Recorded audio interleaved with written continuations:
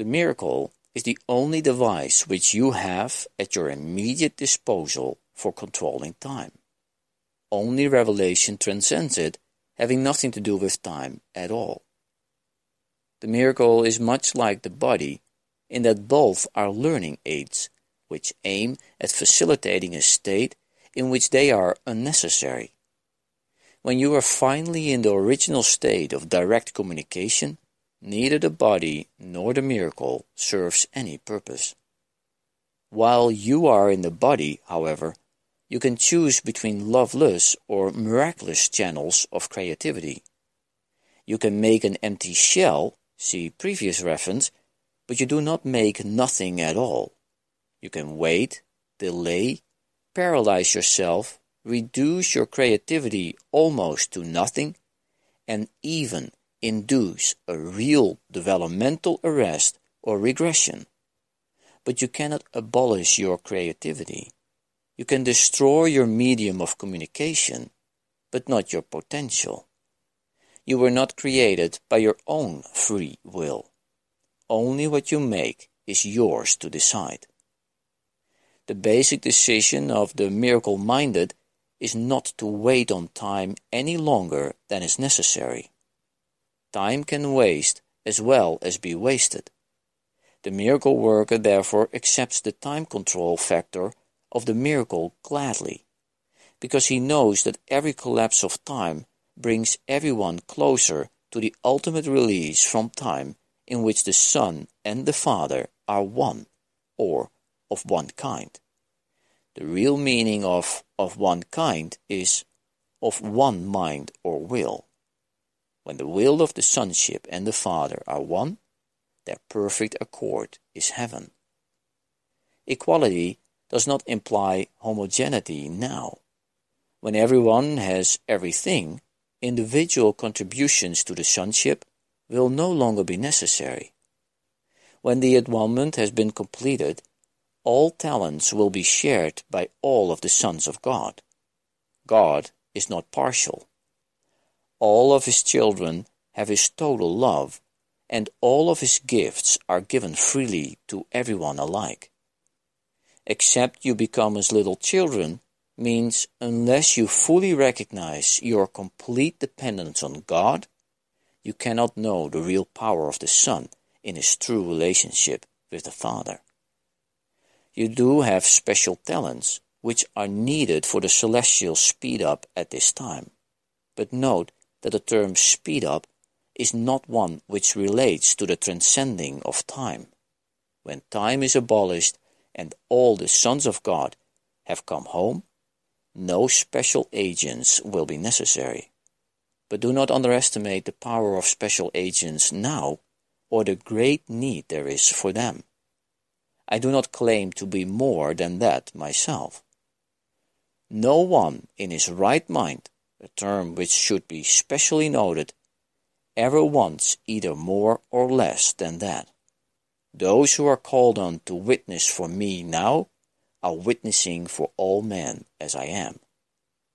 Fantasies are distorted forms of thinking, because they always involve twisting perception into unreality.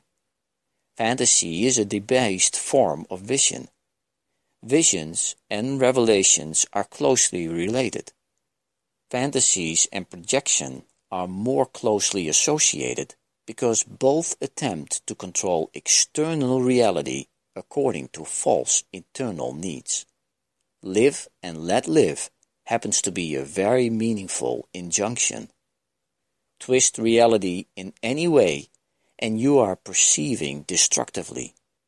Reality was lost through usurpation, which in turn produced tyranny.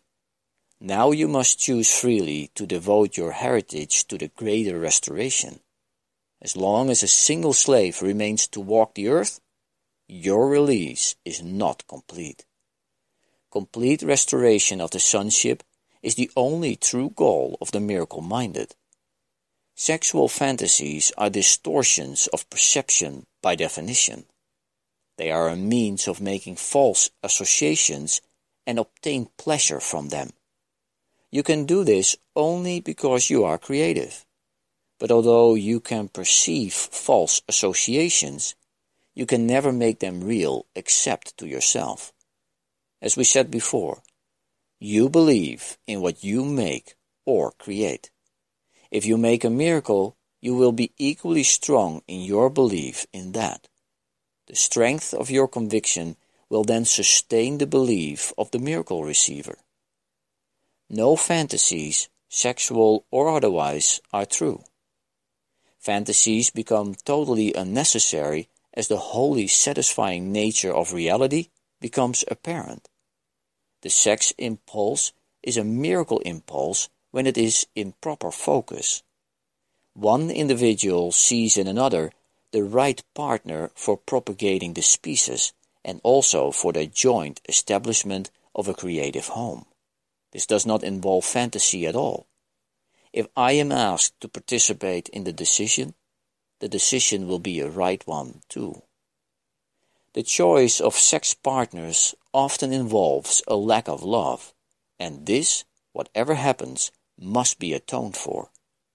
They are frequently selected preciously because they are not suited to gratify your fantasies. This is not because you want to abandon or give up the fantasies, but because you are afraid of them. You see in a partner a means of protecting against the fear, but you then continue to look around for chances to indulge the fantasies. The dream of the perfect partner is an attempt to find external integration while retaining conflicting needs in the self. Some abandon the hope in a neurotic sense of despair of finding that perfect partner. Others insist the hope is justified. None is in his right mind. The lack of love or faulty need orientation, which leads to a particular person, not object, choice can often be corrected within the existing framework. The situation is questionable largely because of its inherent vulnerability to fantasy gratification. Doing the best you can within this limitation is often the best correction measure. Any relationship you have undertaken, for whatever reasons, becomes a responsibility. If you shift your own needs, some amount of corresponding shift in the need orientation of the other person must result. This will be beneficial even if the partner was originally attracted to you because of your disrespect. Teaching devices which are totally alien to a learner's perceptual system are usually merely disruptive. Transfer depends on some common elements in a new situation which are understandable in terms of the old. How can sexual impulses be directly translated into miracle impulses? In a situation where you or another person or both experience inappropriate sexual impulses, know first that this is an expression of fear. Your love towards each other is not perfect, and this is why the fear arose. Turn immediately to me by denying the power of the fear, and ask me to help you replace it with love. This shifts the sexual impulse immediately to the miracle impulse and places it at my disposal. Then acknowledge the true creative worth of both yourself and the other one. This places strength where it belongs. Note that sexual fantasies are always destructive or depleting, in that they perceive another in an inappropriate creative role. Both people are perceived essentially as objects fulfilling their own pleasure drives. This dehumanized view is the source of the depleting use of sex. Freud's description is purely negative, that is, sex as a release from the unpleasant. He also observed that the tension from ID impulses never completely abates. What he should have said was that the shift from miracle impulses to sexual impulses was debilitating in the first place because of the level confusion involved. This set up a state in which real release was impossible. Note also that Freud's notion of sex was as a device for inducing relaxation, which he confused with peace. Inappropriate sex relaxes only in the sense that it may induce physical sleep. The miracle, on the other hand, is an energizer. It always strengthens and never depletes. It does induce peace, and by establishing tranquility, not relaxation, it enables both giver and receiver to enter into a state of grace. Here, their miracle-mindedness, not released from tension, is restored. Tension is the result of a building up of unexpressed miracle impulses. This can be truly abated only by releasing the miracle drive which has been blocked. Converting it to sexual libido merely produces further blocking. Never foster this illusion in yourself or encourage it in others. An object is incapable of release because it is a concept which is devoid of creative power. The recognition of the real creative power in yourself and others brings release because it brings peace. The peace of God, which passeth understanding, can keep your hearts now and forever. Remember that you who want peace can find it only by complete forgiveness. You never really wanted peace before, so there was no point in knowing how to get it. This is an example of the need-to-know principle, which was established by the Plan of Atonement long before the CIA. No kind of knowledge is acquired by anyone unless he wants it or believes in some way he needs it. The following section will be the only one which deals with the concept of lack, because while the concept does not exist in what God creates, it is very apparent in what you make. It is in fact the essential difference. A need implies lack by definition. It involves the recognition, a conscious or unconscious, and at sometimes fortunately superconscious, that you would be better off in a state which is somehow different from the one you are in. Until the separation, which is a better term than the fall, nothing was lacking. This meant that you had no needs at all. If you had not deprived yourself, you would never have experienced them. After the separation, needs became the most powerful source of motivation for human action.